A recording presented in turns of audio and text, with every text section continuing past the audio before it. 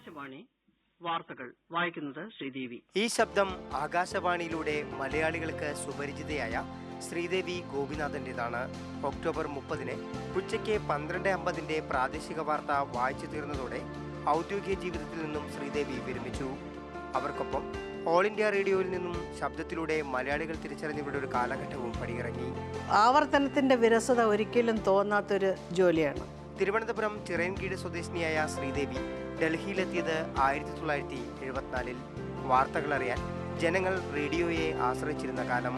അധ്യാപികയായിരുന്ന Sridevi അവിചാരിതമായിട്ടായിരുന്നു all India റേഡിയോയുടെ ഭാഗമായത്. ദൂരദർശനിലൂടെയും ശ്രീദേവിയെ മലയാളികൾ തിരിച്ചറിഞ്ഞു. പ്രൊഫസർ എസ് പാൽ അവതരിപ്പിച്ചിരുന്ന ശാസ്ത്ര സംബന്ധിയായ ലിവിംഗ് ഓൺ എഡ്ജ് എന്ന പരിപാടിയാണ് ഇതിൽ ഏറെ ശ്രദ്ധേയം.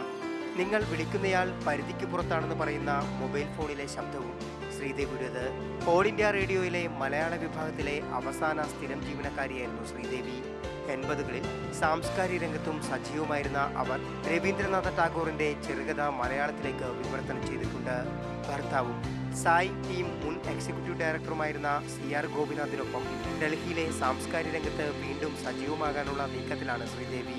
ക്യാമറമാൻ വിനോദ് മൊറാനയ്ക്കൊപ്പം രാജേഷ് കോയിക്കൽ, മാതൃഭൂമി ന്യൂസ്.